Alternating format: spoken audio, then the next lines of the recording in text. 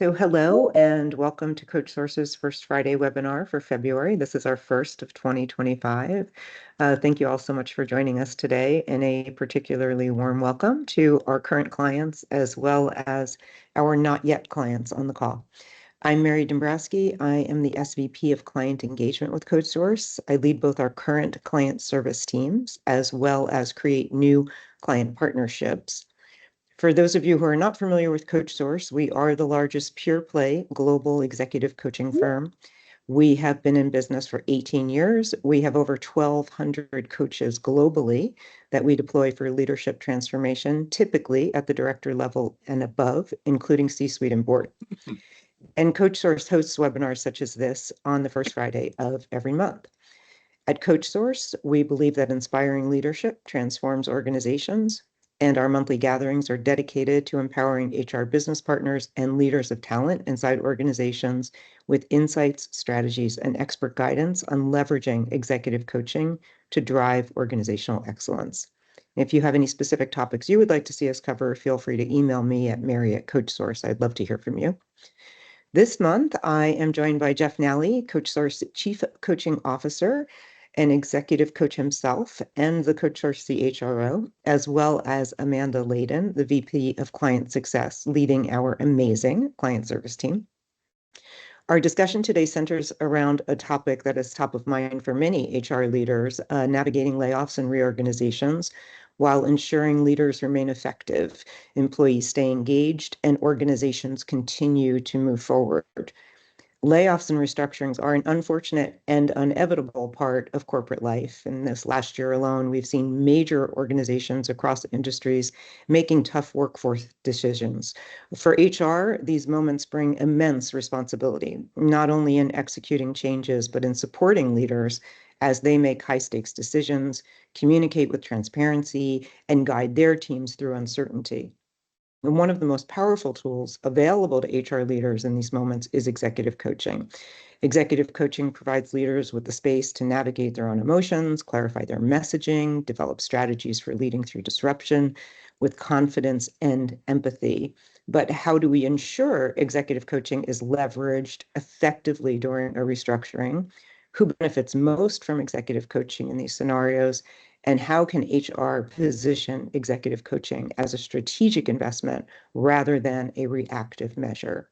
So we are bringing Amanda's perspective from the client side, as well as Jeff's view as an executive coach, as a former head of HR in manufacturing and healthcare, and from leading the executive coaching practice at Humana for a decade. So we'll go on probably for about 45 minutes, and then we'll open to Q&A. You are also welcome to drop your questions into the chat, and we'll do our best to address them in real time. And with that, I'm turning it over to Amanda and Jeff. Thanks, Mary. Well, welcome everyone. Super excited to be here and have this conversation. I feel like when Jeff and it was the Jeff and Amanda show before the end of the year. And it's like, we're in each other's living room having these conversations around a topic that's super, super pertinent and super important, I'm sure, to many of you. All right, Jeff, you are in the hot seat. So here we go. From your experience as a CHRO, what are the biggest leadership challenges during layoffs and reorgs? I think, from an HR perspective, there's like two buckets here to focus on. The biggest two challenges are supporting leaders and employees that are going to go through the big change, the layoff, the downsizing, the reorg, whatever the big shift is.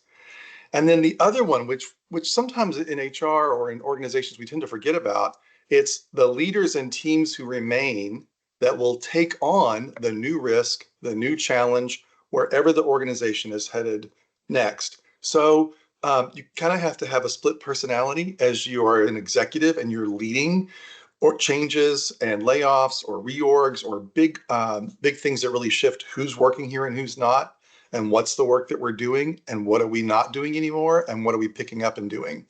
So I encourage all of us, especially in the people professions, or if you're a leader of people, to think about that in both sides. Who's impacted that won't be here or will not be in the same department, and who is actually going to be remaining to move the organization forward. Yeah, that's a super pertinent point. I think oftentimes organizations are so focused on the nuts and bolts of what has to happen when they know there's going to be a RIF or some other type of change. Can you talk to us a little bit more about maybe some things that those leaders, whether it is an HRBP, a CHRO, a business unit leader, what they might want to be thinking about that those people who are stayers, I know there's a common vernacular that people are using right now around people who actually are staying within the organization, but what might they want to be thinking about for those folks who do remain and knowing that there might have been a large shift in the number of people, maybe some of their colleagues have left, perhaps the culture changes overnight. So can you talk a little bit more about that, Jeff? Sure. So part of this is the what's focused in the work, right? What will the team or the individuals, leaders, and employees be doing now that this reorg or this layoff or this shift in the direction of the company has changed?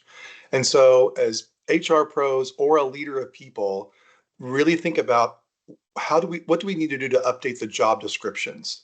How do we shift or monitor the scope and scale of each person, of each role, and then communicate that to everybody who's in that role and help them move from the role they're in and the work they had been doing to what changes. Now, I know what you're thinking. People don't have like total job description changes, right? It's like, well, I was an account manager before and now I'm the IT expert. No, that's not how it works. But I think what we forget as leaders and HR pros is there might be 2% or 20% or 80% of a job that changes because of the reorg, the restructure, or the new direction of the organization. And taking time to examine that is really, really important. Also, when you talk about, you mentioned people and teams, if you're merging two teams or some people who are in a different department are now joining your department as a leader, this is all about people integration and people connection and not just having the work point to each other and getting them focused on the work, although that is a great common denominator, but it's also a culture change. The culture of this department will change if 1 or 100 people come into it. How I lead this new department or team because 1 new person came in or 100 new people came in are really key factors to think about, and really think about how you need to skill up your own leadership style and your own leadership approach to make that happen. The other thing is that is related to the work indirectly and kind of related to culture is each person's individual emotional connection to what has happened and where we are going in this department or team now that we're restructured, now that we're survivors, now that we're helping the company move in a new direction. And we need to be comfortable, and I know this is going to sound weird to a lot of people, but it's not. It's based in neuroscience. We need to ask people how they feel about their jobs and what they're doing and where we're headed. We need to ask people, what are you afraid of? Like, what's the fear you have as we move in this new direction? And what's the unmet need? What is not being met for you? And let them decide that. Is it a resource? Is it something physical? Is it a budget? Is it a tool? Is it technology? Is it support? But asking what is the unmet need. And then you can build things like coaching or training or resources to fill the needs where you can, to make sure people's emotions are at least neutral to slightly positive as they keep moving into this change and they try to go through the change curve. And that if they have a fear, that you are able to at least know what those are as a leader. And then if you can dampen them or actually address them, that goes a long way to the work actually getting done, to the new 1 to 100 people who are coming into the department to really start to be connected. We just focus on the job descriptions and the work. Not a whole lot's going to get done, but if we check in with each person and find out what do you like about this, what seems to be an opportunity for you. I heard a great coaching question the other week. Now that this change is happening, what is it you get? What's in it for you that you've always wanted? And we don't know what the answer to that question is, but it's a good one to ask the leader who's going to lead this change or the people in the department to find out. Well, I don't know. It's not like a silver lining. It's not Pollyannish. It's not rose-colored glasses. You're not ignoring the truth. But What's in it for you that you've always really wanted now that we're not doing what we did before and we're headed in a new direction? That's a great question. So that's a great segue, Jeff, into thinking about executive coaching. Obviously, this is why we're here. We're CoachSource. Yeah. But how can HR leaders ensure that executive coaching aligns with the organization's restructuring strategy or reorganization rather than being seen as a reactive support measure? Yeah. Yeah. I think the easiest thing, well, it's not easy, the most impactful thing to do is to focus on where is the greatest risk in the organization, people, leaders, work, and where's the risk of failure? Sorry, not risk of success, but really risk of failure. And where's the greatest challenge that helps us to succeed in the new space? And focusing coaching there on leaders and executives who are accountable for avoiding the risks that will lead to failure or that will put us in the wrong direction, and focusing coaching and support on leaders who are accountable for stepping up to the new challenge that takes us in the new direction. That's the key place to start. I want to apologize in advance for all of us in HR in the 80s and 90s who said, well, if you're going to have a reorg or something's going to change, we want every manager to get X, Y, or Z, a coach, a training pro, whatever it is. We just blanketed everybody with resources. And that sounds very, egalitarian, and it might be really useful, but we really didn't take the time to think about where is the greatest risk of failure in all of this, and where is the greatest opportunity for success and the challenges leaders are going to have to face, and then really start with the support and the coaching and developing leaders who fall into those two buckets. It's not that we can't do more for other people or other managers or other parts of the organization, but if we fail to start there and just kind of go generic or go broad instead of specific, we have really unintentionally set up leaders for failure. And I know nobody wants to do that, but we do if we don't think it through first and look at those kind of two aspects of leaders mitigating the worst possible risk of failure and managing the greatest challenge to success now that we're headed in a new direction. So if I'm an HRBP and we've just gone through a reorganization and I'm looking at our talent, maybe we have some way where we've been able to put high potential talent in boxes or have critical success factors where we're looking at leadership. What might be of those two buckets you just talked about, some indicators, some symbols, some signs that leaders sit within either of those two buckets and might be ripe for some executive coaching? Yeah.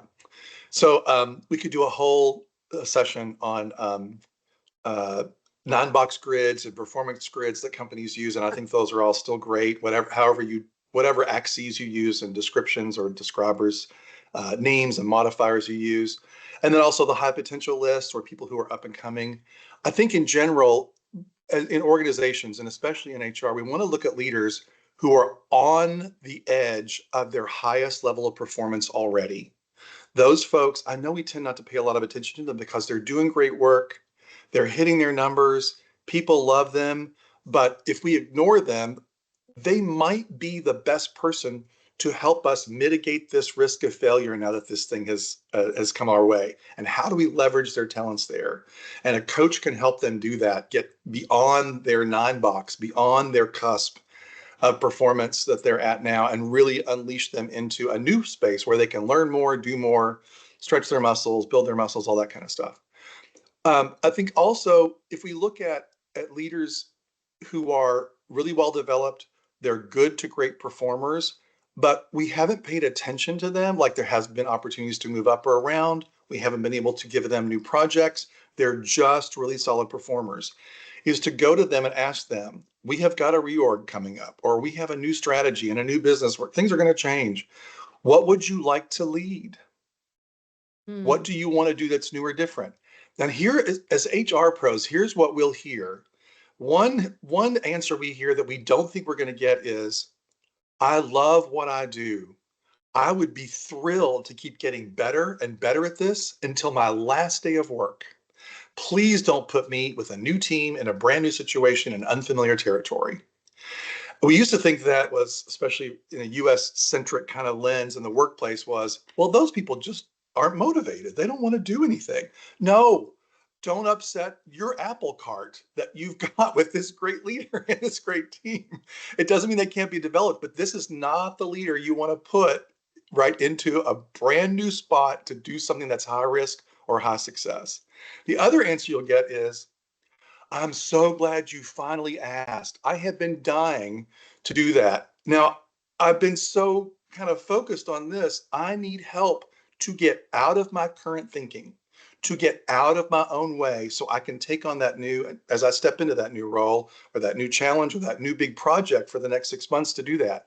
And that's where coupling an executive coach with that leader as they step into this, as they move in, as they transition, or as they take on that project is powerful.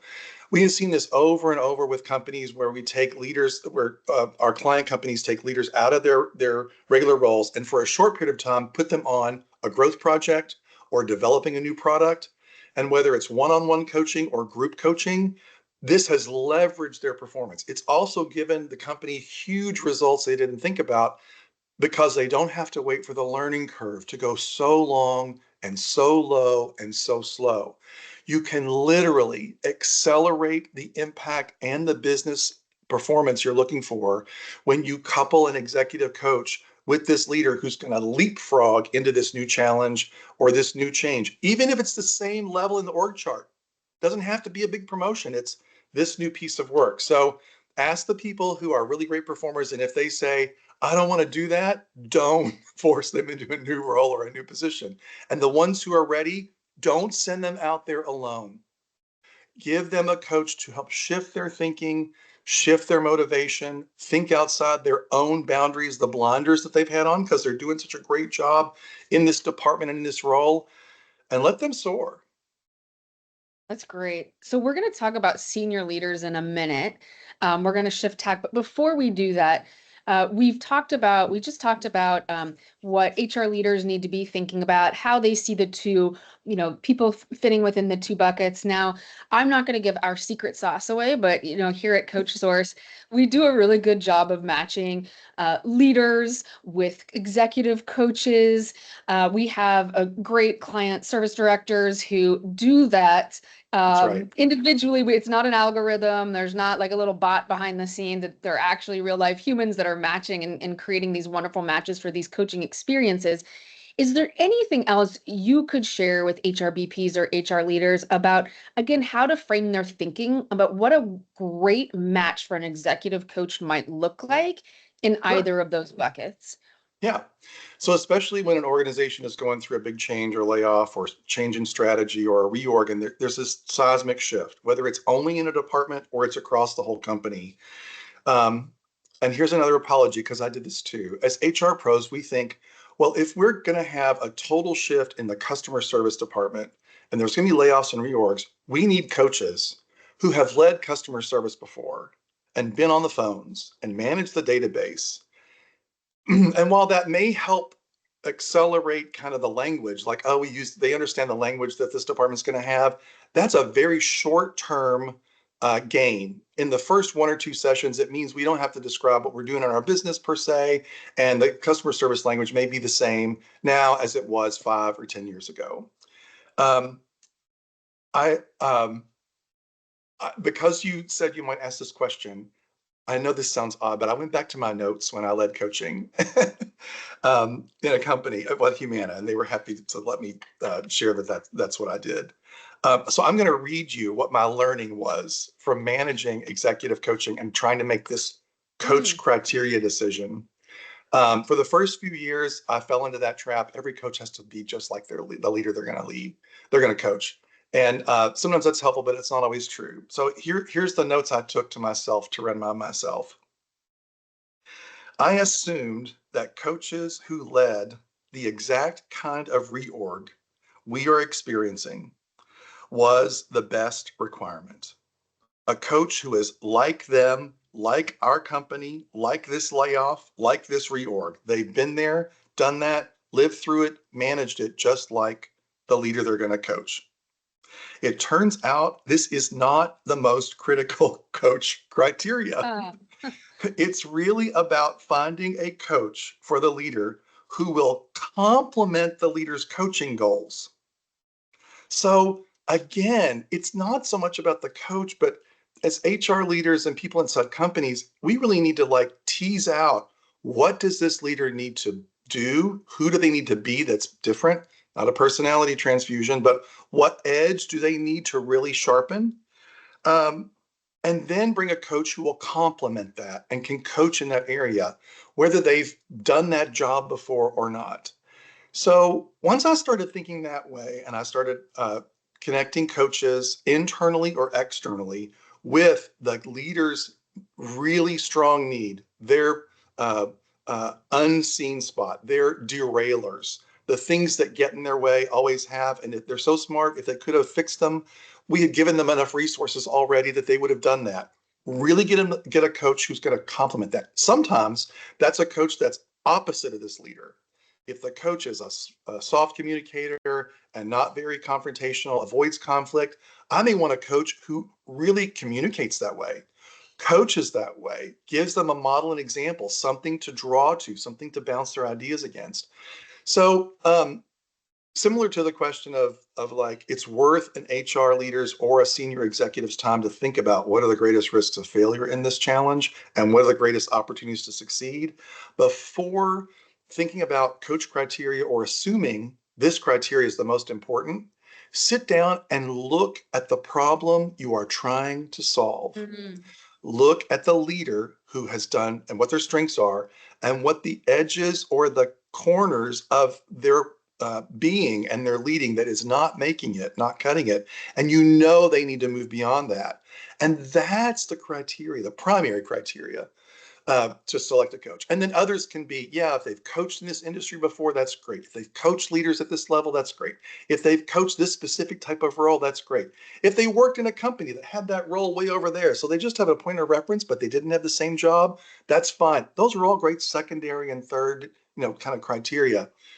But the first criteria is, what is the business problem we're trying to solve? And who does this leader need to be that they have not yet become? Oh, I think that's such a valid point. I think so often within organizations, we see that they're solving the wrong problem.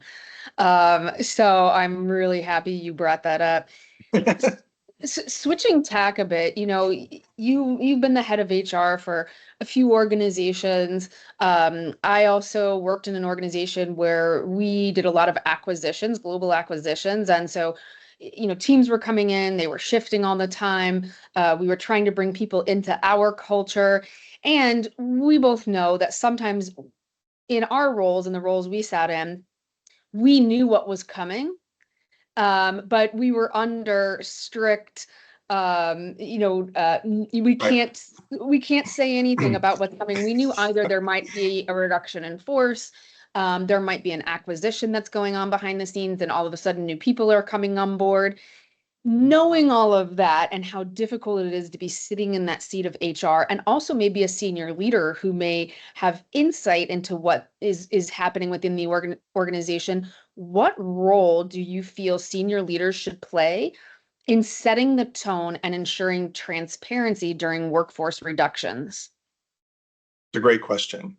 Um, so the trans transparency does not mean everything that exists or everything that we know or assume we know or we might know is open to everybody to see and do, because senior executives are making decisions about these reorgs or these layoffs or the restructures every day, and it's a moving target. It doesn't, you don't make a decision and then nothing changes.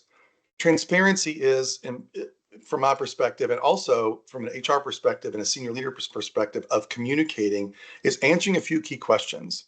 What is it that we need to share? Who needs to know it? When do they need to know it? And how do we communicate it? And if you answer those questions for each audience, they're not going to be the same. What I know now I worked in an aluminum company called Commonwealth Industries, and we acquired a bunch of other aluminum companies in the U.S. And what we knew was we acquired them, and they used similar or adjacent technologies in aluminum, and it felt like we had just acquired brothers and sisters. We're all in the same family. This is going to be easy. What we learned after the first year was some of the West Coast acquisitions had not implemented any standards, any employee engagement work, anything that made this company different from every other aluminum company. And so what we had to communicate was, you're losing your HR director, and Jeff Nally is coming out there to start to listen and help you figure out what you need, because the person that was there didn't do anything for a year to help you through the transition. So what is the change? Who needs to know it? In that case, it was 3 plants on the West Coast, not everybody else. And then when do they need to know? Well, they need to know things when you're able to tell them that this is a decision, or this is happening, or this is likely to happen. You can't always give the futuristic view and pull employees together or leaders together every day. It's too disruptive, and you're unintentionally putting a bunch of noise in the system. But it is okay to say, here's what we know now, and here's what we don't know. And when employees or other leaders ask a senior executive a question, is this going to happen? If you don't know, say you don't know. Mm-hmm. What people's brains appreciate are clarity and certainty. Is the change that's being communicated clear? And am I certain about what's going to happen? That you won't be able to say yes to all that as a recipient of the communication, or a part of the change that's going to happen. But knowing what my leaders know now, what they don't know now, what they're still finding out, grappling with, and what they will decide on tomorrow, next week, or in 3 months, gives my brain enough certainty that I'm dampening down my automatic defense mechanisms that keep me from wanting to be here. And while that doesn't, while that's, I know that's, it sounds risky, it sounds, uh, it's not overkill, but I know some organizations that would not fit their culture. They like to, like the 80s, they'll send out a memo and it goes to every employee, and then that's it. That is not the way to communicate. And so I really think the way to, especially for layoffs, to move through that is to sit down as an HR person and the leaders involved and say, what do we know, and what's for certain and what's not? Who needs to know this, and when do each of those audiences need to know it? And how do we make the communication, or the meetings, or the conversations, or the weekend phone call? How do we make those so that people stay engaged through the change? Not everybody's going to like it, and they're all going to have to move through their change curve, if you're familiar with that, at their own pace. But they don't get started on the change curve until we know what it is, who needs to know, when do they need to know it, and how can we help them?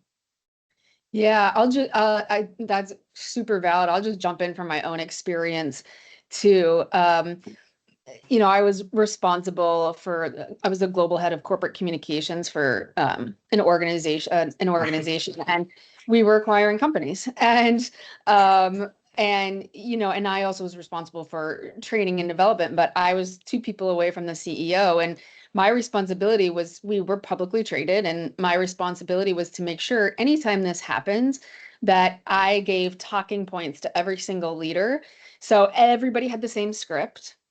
Everybody knew. And what I would say to the CEO and what I would say to my former clients is, people create stories in a void, which I've seen time and time and time and time again.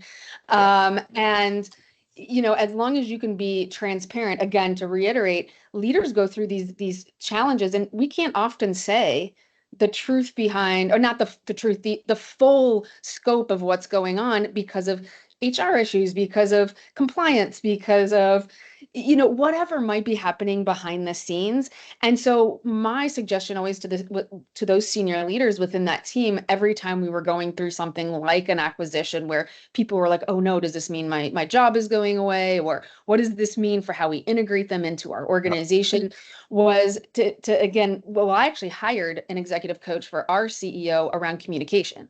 So communication, executive presence, talking to the street, to Wall Street, and then also to be able to have the same talking points for the entire 10,000 employees across the globe. And we had various channels we had to go out to with various languages, various cultures. So no small feat. And anytime, and even with all those senior leaders, I was like, every time we go through this, everybody needs to be coached through all of these acquisitions and changes.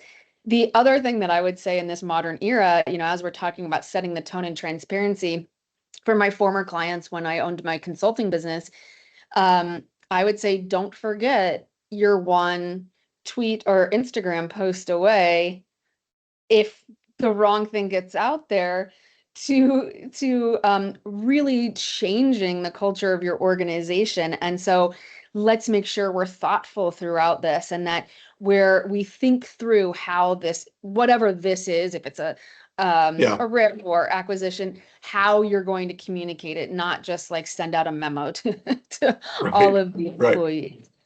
Is I'm there so glad you brought that up because Oh, yeah, go ahead. the talking points, I call them messages, do need to be consistent, right? Every person or every leader who's going to share needs to know what the messages are.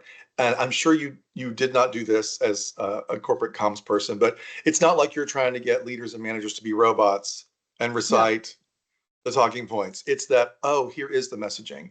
And the important part of that is not that it's corporate speak. It really is meaningful, and people who hear it know what it means. It's not just a bunch of um, corporate jumbo that's really broad and general. It's really specific. The notion that if we don't do that, or we don't decide who needs to hear what when, and we communicate, it is natural for a human being's brain to make up those stories. I know a lot of times we think about in HR or some HR professionals think, well, if somebody's not is sharing what we didn't write down as a message, then like they're doing that on purpose, and some may be, but for the most part, in the absence of the messaging, somebody talking to me and telling me, and me seeing a little bit of evidence of it, my brain is going to piece together my own assumptions, my own experiences, which are valid, my own emotions as I work here. And I'm going to fill in my own gaps with what I think is happening. It's how our brains survive in uncertainty and when things are not clear.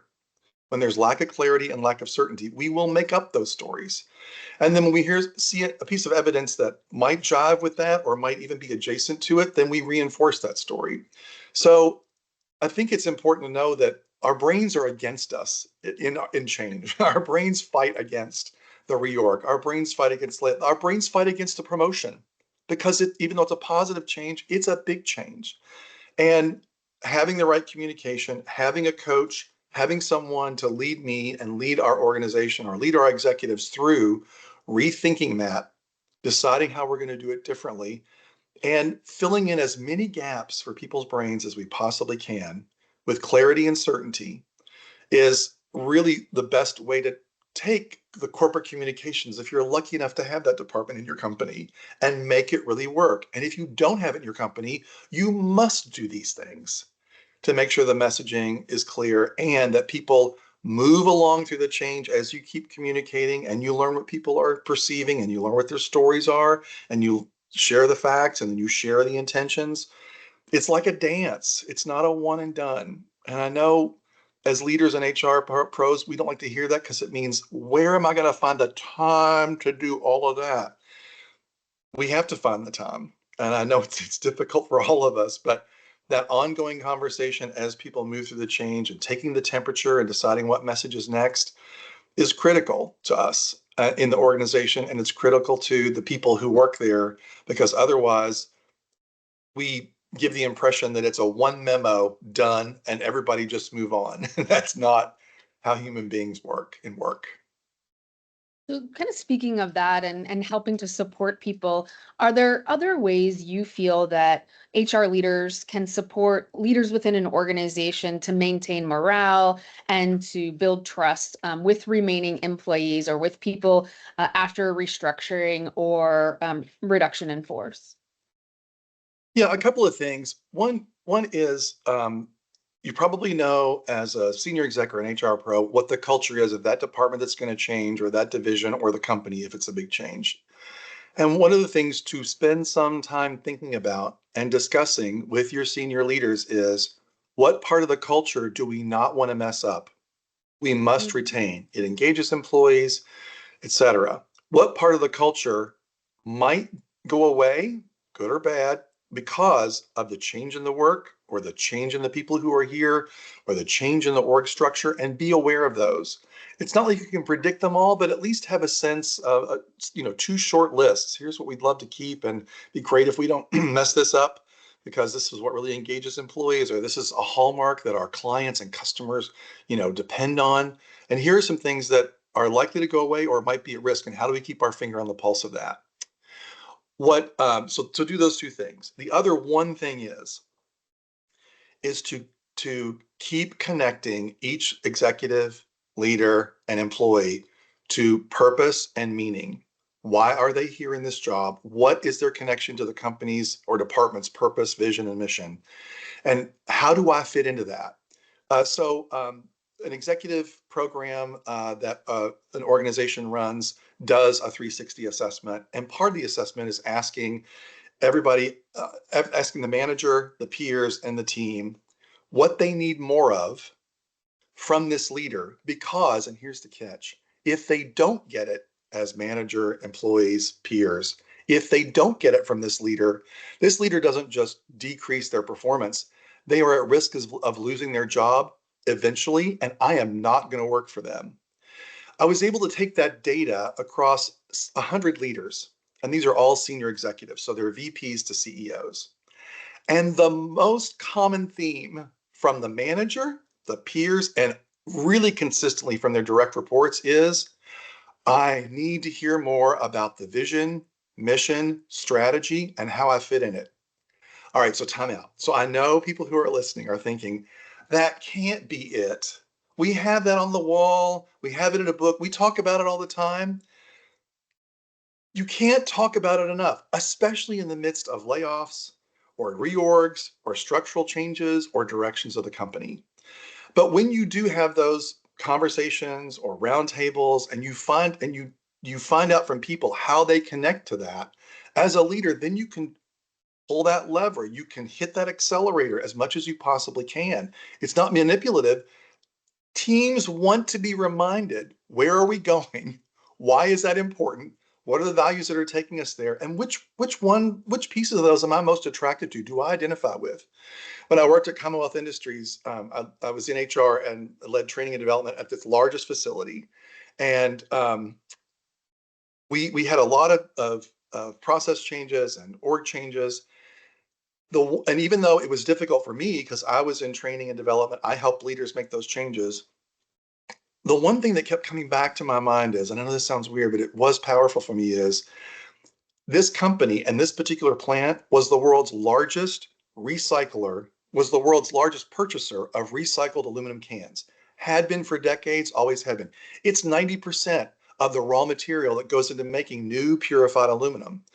And my very first day, I got to ride out there on a forklift and a golf cart and watch bundles and bundles of crushed aluminum cans come off of barges and trucks and rail cars and go into shredders and be melted down. And I was like, everybody who tosses a can in a recycling bin has no idea what happens to that. We are the largest purchaser in the world of what happens to that. I am so connected to that piece of our mission, the value of recycling, that even in tough times, my leader knew that. And we just take a golf cart ride out to the recycling bins and watch the cans get crushed for 5 minutes just to reground me. You may not be able to do that with every person, but you should know what the positive triggers are for them that keeps them connected here, and leverage those, coach around those, help people identify with those in the tough times, because that's what's going to help them move through the change, move through the reorg, and move through wherever the organization is headed next.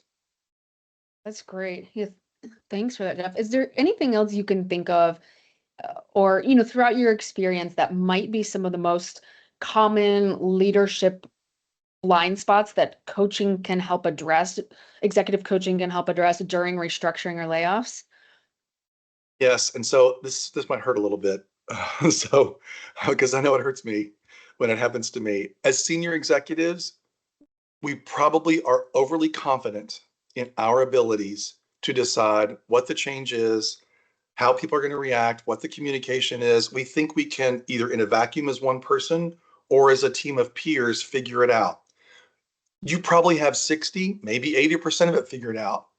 But a coach with you through that process helps you expand your thinking. It is unlikely that people around the table who are helping make those decisions ask questions like, so how clear is your thinking about this direction that you've headed toward? Not what's in the direction and what are the details. Tell me about your thinking around this. And coaches help us get outside of our own, not even assumptions, but our own ways of thinking, because the way we thought as executives got us to where we are, and it's probably successful. But if there is a change in our clients or customers or strategy, and we're going to have to do reorgs or layoffs, you cannot think the same way you did 1 year ago or 10 years ago. That means everybody will have to think differently, but unless a coach gets with the executive, they stay stuck in their current thinking, even though things are changing and they're the ones in charge of the change. Yeah, that's a great nugget for people to be thinking about as they're going through all of the, I've Oh, kind of all of it. I got every day. It's just hearing from our clients, and it's I'd be surprised if I got onto a call and one of our clients didn't say, we're going through some change and transformation right now, because every single one of them, I mean, 99.999% of them definitely are. And so this is a very pertinent topic, I think, for many of them, especially as we're rethinking it may not be a rift they're going through, but it might be the restructure or reorg around skill sets they see for the future, especially with the advancement of generative AI and AI in general, or other types of skill sets that we are just seeing, obviously boom in our landscape. So I know we're kind of coming up to a quarter two. Jeff, are there any last nuggets or words of advice or lessons learned that you'd like to share with folks that are on this call today?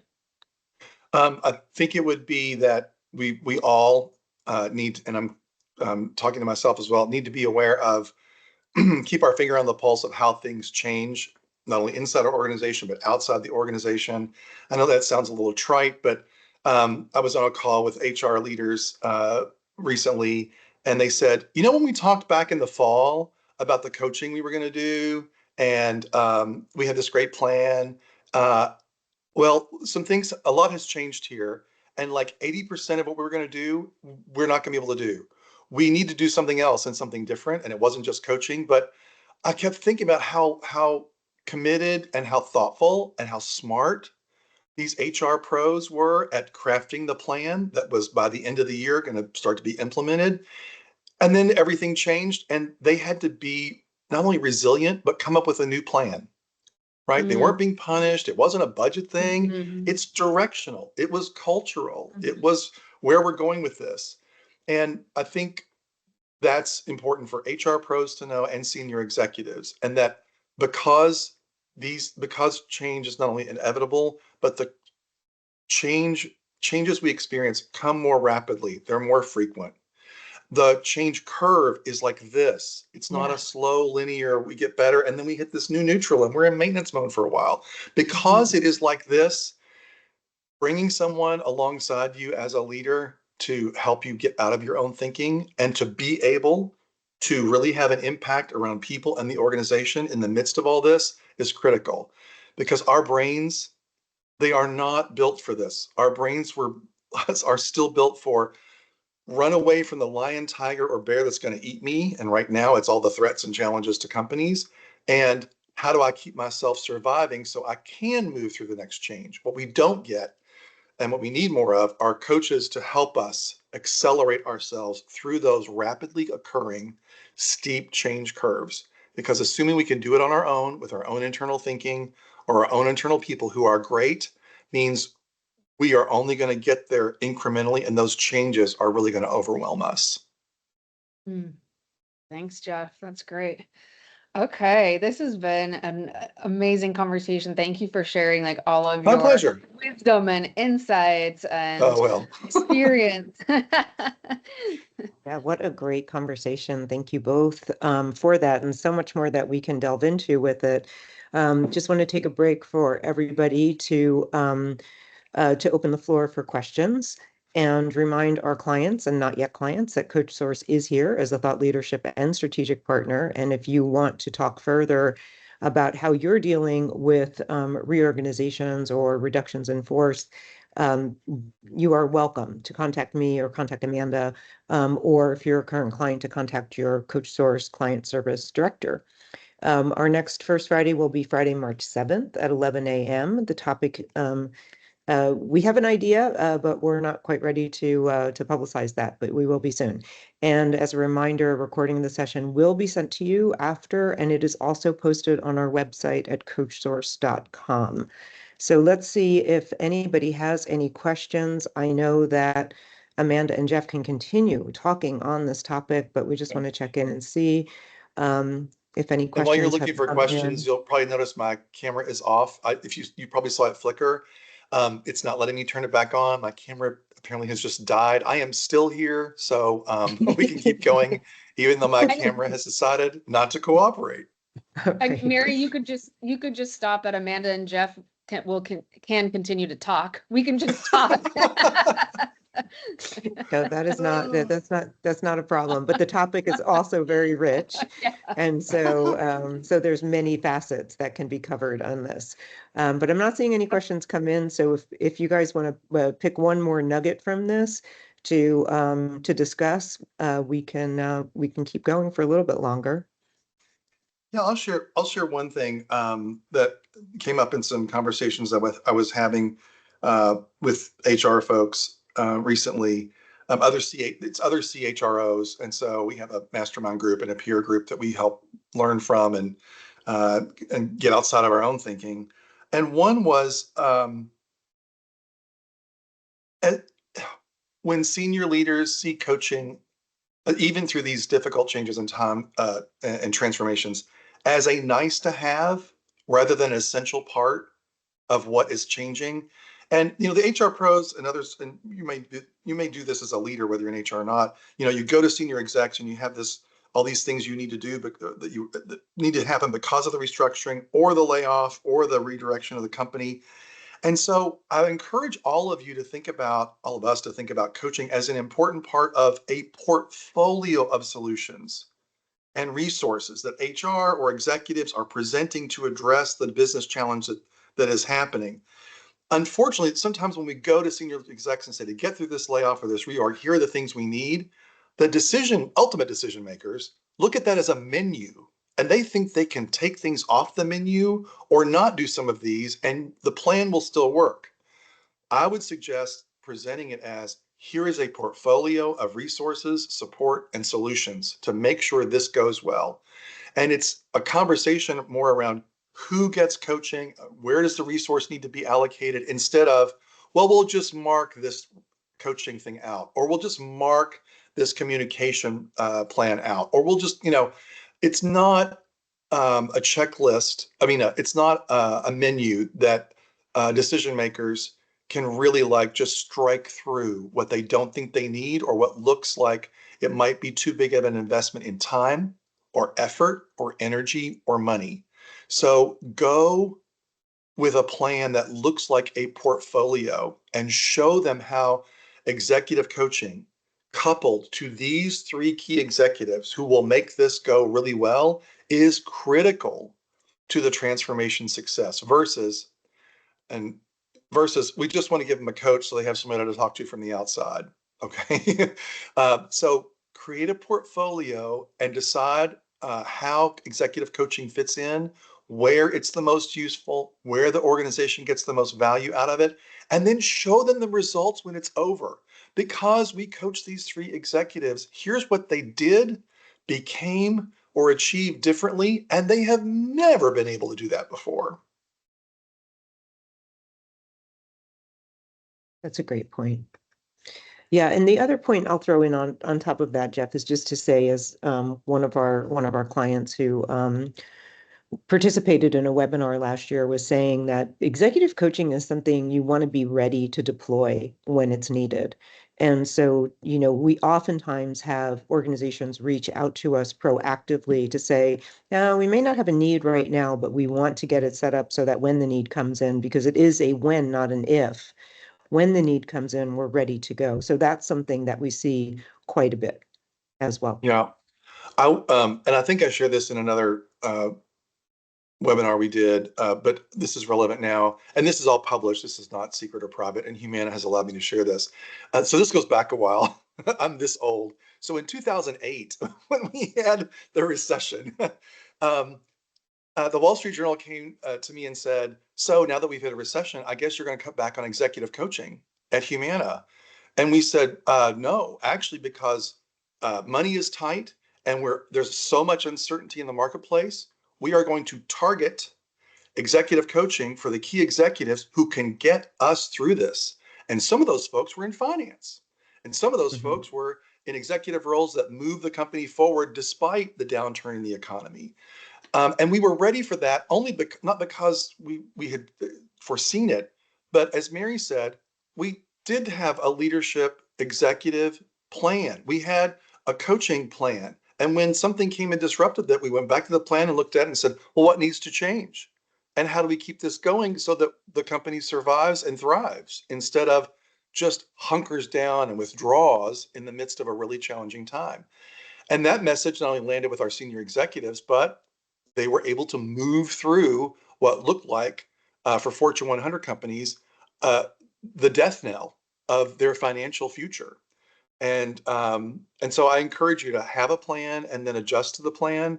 And then in the midst of a crisis, decide where is the best use of this. Not we're going to stop everything and not support key executives because it might cost us something in time or effort or energy. Yeah, great. Amanda, did you want to add any parting thoughts before we sign off? I think Jeff just kind of nailed it. The thing I was thinking about is if leaders or HRBPs are already starting to think, I wonder if executive coaching is a solution here, just to encourage folks to get ahead of it and at least reach out and have a conversation so we can think through strategically if that is the right option for your organization, or if it may be another OD intervention. But if you're even starting to think about knowing what's the changes that are coming, then now would be the time to have the conversation. Yeah, good point. Great point. Okay, well, I don't see any other questions. And so I'm going to give everybody back the 7 minutes today and encourage you to join us again next month. And thank you so much for being here today.